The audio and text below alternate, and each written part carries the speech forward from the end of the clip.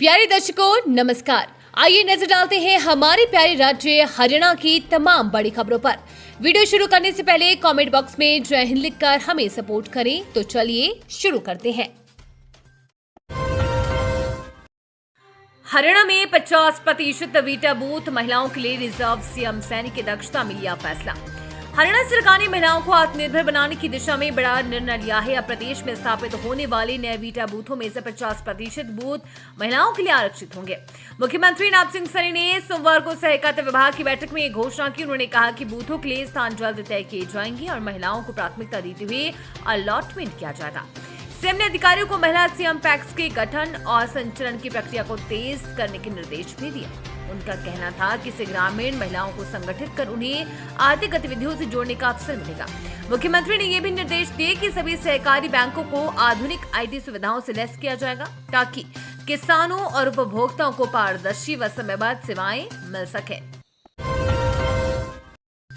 Anaemia नियंत्रण से हरियाणा की बड़ी उपलब्धि। राष्ट्रीय स्तर पर मिला दूसरा स्थान। हरियाणा ने एनीमिया उन्मूलन की दिशा में उल्लेखनीय प्रगति करते हुए देश भर में दूसरा स्थान हासिल किया है।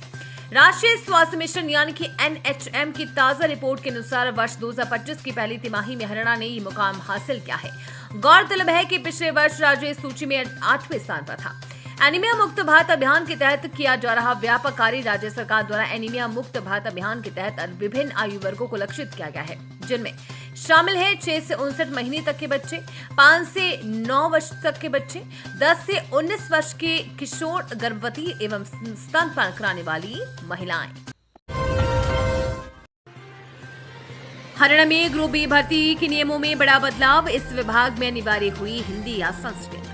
हरियाणा में महिला एवं बाल विकास विभाग ने ग्रुप बी पदों से संबंधित सेवा नियमों में संशोधन करने की अधिसूचना जारी कर दी है। इन बदलावों का उद्देश्य विभाग की भर्ती प्रक्रिया को वर्तमान आवश्यकताओं के अनुरूप सरल और प्रभावी बनाना है। नए नियमों के तहत उप निदेशक पद पर सीधी भर्ती के लिए अब यूजीसी नेट की अनिवार्यता समाप्त कर दी गई है। इसके साथ ही विभाग ने स्पष्ट किया है कि सभी पदों पर आवेदन करने वाले अभ्यर्थियों के लिए मैट्रिक या उससे उच्च स्तर पर हिंदी अथवा संस्कृत का अध्ययन आवश्यक होगा। ये संशोधन हरियाणा लोक सेवा आयोग की सिफारिशों के आधार पर किया गया है।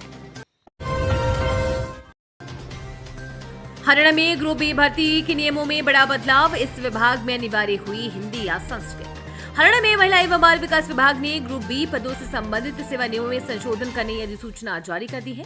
इन बदलावों का उद्देश्य विभाग की भर्ती प्रक्रिया को वर्तमान आवश्यकताओं के अनुरूप सरल और प्रभावी बनाना है। नए नियमों के तहत उप निदेशक पद पर सीधी भर्ती के लिए अब यूजीसी नेट की अनिवार्यता समाप्त कर दी गई है। इसके साथ ही विभाग ने स्पष्ट किया है कि सभी पदों पर आवेदन करने वाले अभ्यर्थियों के लिए मैट्रिक या उससे उच्च स्तर पर हिंदी अथवा संस्कृत का अध्ययन आवश्यक होगा। ये संशोधन हरियाणा लोक सेवा आयोग की सिफारिशों के आधार पर किया गया है। हरियाणा में 25,000 परिवारों के लिए खुशखबरी। दिवाली से पहले सैनी सरकार देगी प्लॉट। हरियाणा के लोगों के लिए दिवाली से पहले एक बड़ी राहत भरी खबर सामने आई है। राज्य सरकार करीब 25,000 पात्र परिवारों को प्लॉट आवंटित करने जा रही है। ये प्लॉट उन लोगों को दिए जाएंगे जिनकी वार्षिक आय 1,80,000 रुपए से कम है। सूत्रों के अनुसार इस योजना के तहत सरकार 17 अक्टूबर को राज्य स्तरीय कार्यक्रम आयोजित कर सकती है, जिसकी तैयारियां जोरों पर है। सभी जिलों से डीसी की रिपोर्ट भी सरकार को प्राप्त हो चुकी है और आवंटन की प्रक्रिया पंचायत विभाग द्वारा पूरी की जाएगी।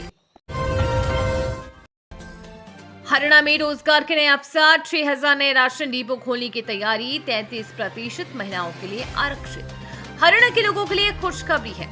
हरियाणा की नायब सिंह सैनी सरकार ने युवाओं के लिए रोजगार के अवसर बढ़ाने की दिशा में एक बड़ी पहल की है। राज्य में 6,000 नए राशन डिपो खोले जाएंगे, जिनमें से 33% यानी 2,000 डिपो महिलाओं के लिए आरक्षित रहेंगे। इस संबंध में फूड एंड सप्लाई विभाग ने प्रस्ताव तैयार कर मुख्यमंत्री नायब सिंह सैनी की मंजूरी के लिए मुख्यमंत्री कार्यालय को भेज दिया है। फूड एंड सप्लाई विभाग के मंत्री राजेश नागर ने बताया कि इस योजना को इसी सप्ताह मंजूरी मिलने की उम्मीद है। इसके लिए विभागीय बैठक बुलाई गई है, जिसमें अधिकारियों के साथ चर्चा की जाएगी। जल्द ही आवेदन भी आमंत्रित किए जाएंगे। बोर्ड परीक्षा में विद्यार्थियों के लिए जरूरी खबर। अब इस आईडी की होगी जरूरत, जानिए वजह। शिक्षा बोर्ड ने बोर्ड परीक्षाओं के आवेदन पत्र में अपार आईडी दर्ज कराना अनिवार्य कर दिया है। One nation one student mission के तहत अब वही विद्यार्थी परीक्षा परिणाम के पात्र होंगे जिनके अपार आईडी आवेदन में दर्ज होगी। बोर्ड ने सभी राजकीय मान्यता प्राप्त गैर सरकारी स्कूलों को निर्देश जारी किए हैं सरकार ने विद्यार्थियों का परीक्षा परिणाम और अन्य शैक्षणिक गतिविधियों का रिकॉर्ड सुरक्षित रखने के लिए अपार आईडी स्वचालित स्थायी शैक्षणिक अभिलेख पहचान संख्या की व्यवस्था की है। इसके लिए प्रत्येक विद्यार्थी को एक यूनिक नंबर जारी किया जा रहा है। आवेदन पत्र में अपार आईडी दर्ज न कराने वाले विद्यार्थियों के सेकेंडरी और सीनियर सेकेंडरी कक्षाओं के परीक्षा परिणाम भी जारी नहीं किए जाएंगे। हरियाणा की बेटी ने रचा इतिहास, इस कठिन परीक्षा में देश भर में पाई पहला स्थान। झज्जर जिले के माजरा गांव की रहने वाली करीना कादियान ने CSIR UGC नेट परीक्षा में ऑल इंडिया पहला स्थान हासिल कर इतिहास रच दिया है। किसान परिवार से आने वाली करीना की इस उपलब्धि ने न केवल हरियाणा बल्कि पूरे देश का नाम रोशन किया है।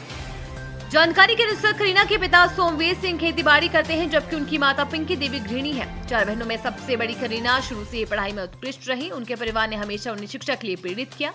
करीना का कहना है कि उन्हें पढ़ाई के संस्कार बचपन से ही मिले हैं और परिवार के सहयोग ने हर चुनौती को आसान बना दिया। ये थी आज की फटाफट खबरें। हम मिलेंगे अगले बुलेटिन में, तब तक के लिए धन्यवाद और जय हिंद।